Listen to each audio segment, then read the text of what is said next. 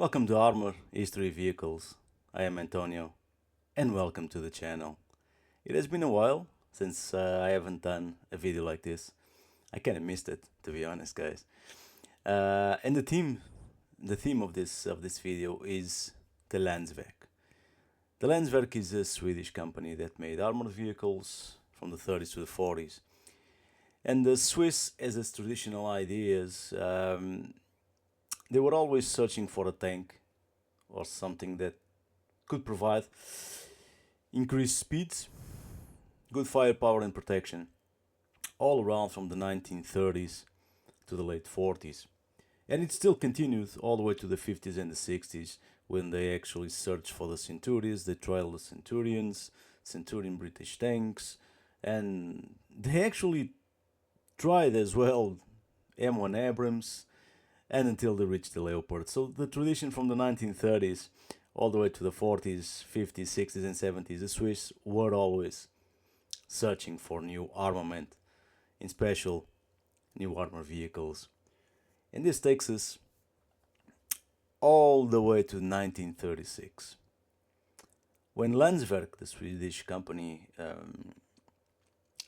made a proposal to the Swiss government to sell some of their tanks, the Landswerk 60, this model exactly that we have in our front.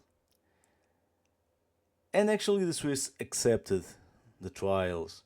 So they went back and forwards with a few ideas, a few proposals, a few cash proposals and all. But let's go back, or shall we say let's go back and forwards a bit.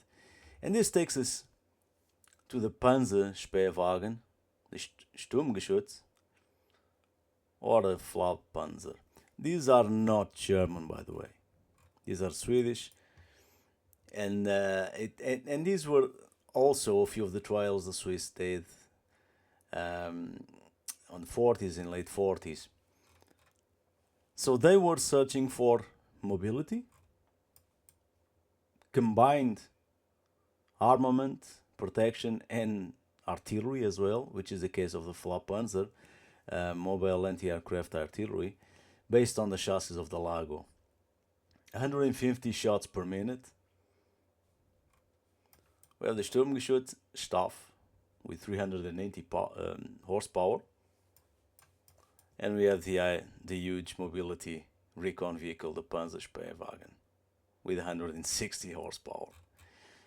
Let's go back to the Landswerk 60. The Landswerk 60 can be seen something between a German Panzer II and a Panzer III, somewhere in between.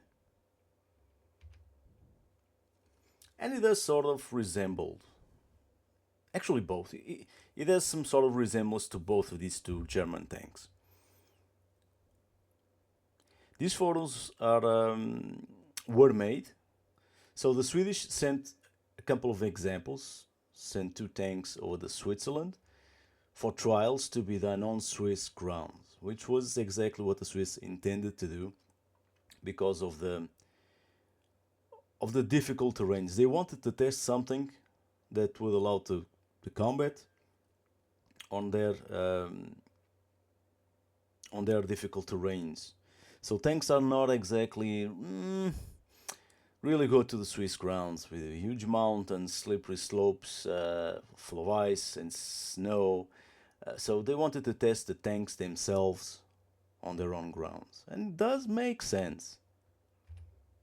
So this is the front of the envelope, which the Swedish sent over to Switzerland, over to the trials. It is dated 17th April 1936. This is the interior. These were taken in the army base of Thun, which is today one of the biggest Swiss army bases in all around Switzerland.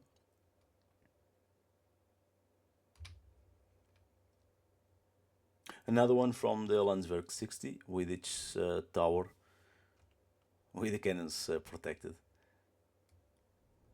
So the Swedish sent two examples with an offer of different prices for these two different examples.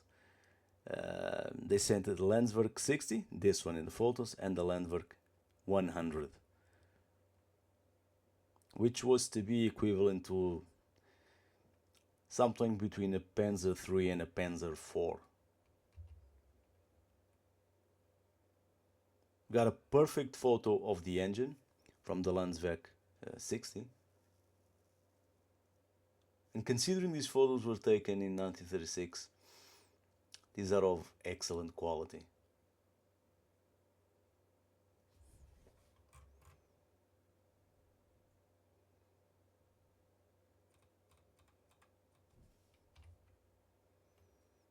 A really nice halfway to the rear of the tank, and you can see the tracks. They're very, very thin.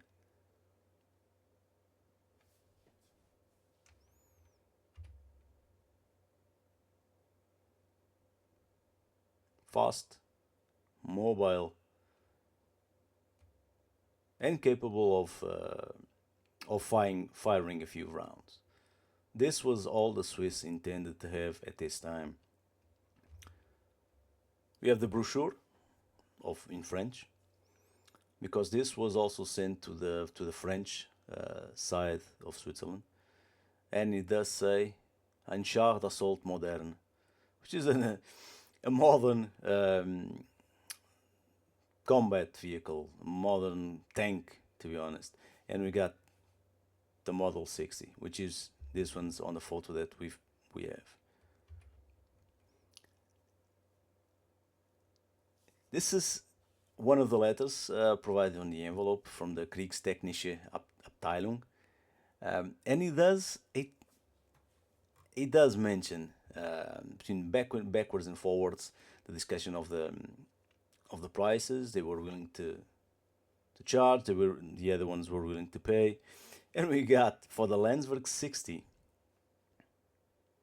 the Franco-Schweizer Grenze, 78,000 francs. This was all this tank, the Landswerk 60, would cost in 1936. 78,000 francs. Its bigger brother, the Landswerk 100, of 4 tons, a 4-ton vehicle, was 65,000 francs. This was the offer